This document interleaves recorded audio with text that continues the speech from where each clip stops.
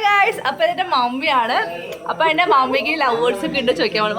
Mummy പഠിക്കുന്ന സമയത്ത് മമ്മിക്ക് 1/4 ഉണ്ടായിരുന്നോ?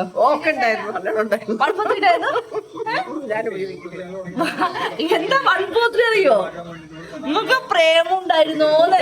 അത് ഉപയോഗിച്ചില്ല. എന്ത് ഉപയോഗിച്ചില്ല? തല്ല് കേട്ടു പറഞ്ഞ് പേടിച്ചിട്ട്. പണ്ട് മാമ ഉണ്ടായിരുന്നു. നമ്മുടെ അമ്മമ്മടെ എന്റെ അമ്മയുടെ മൂത്ത കേട്ട ചന്ദ്രമാമ പറയും. ചന്ദ്രമാമ, ഓക്കെ. ഈശ്വരോ, നല്ല പേടിയായിരുന്നു ഞങ്ങൾക്ക്. ഞങ്ങള് സ്കൂളിൽ പോയി പണ്ട് ഒരു വേലായുധൻ പറഞ്ഞ ഒരാൾ കന്നുമേയ്ക്കാൻ വരും.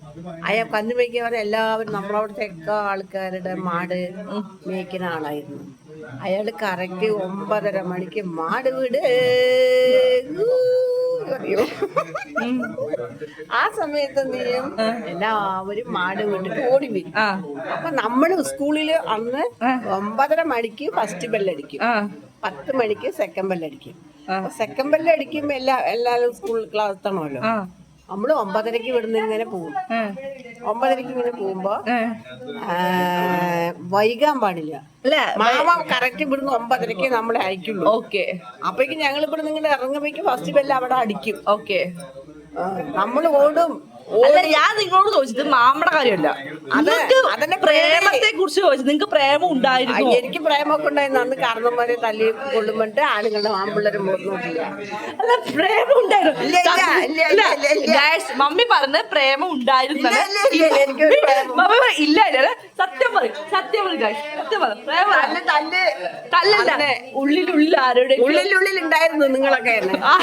ഞങ്ങൾ ആ സമയത്ത് ജനിച്ചിട്ടില്ല ഗൈസ്. മമ്മി പുളിക്കൂസ് പറയും. സത്യം പറ, സത്യം പറ. എന്നാ പറയുന്നത്? ആരായിരുന്നു ആ മനസ്സിന്റെ ഉള്ളിൽ, ഹൃദയത്തിനുള്ള ആരാണ് കൂടെ കൂട്ടി ഡാഡിന്നല്ല.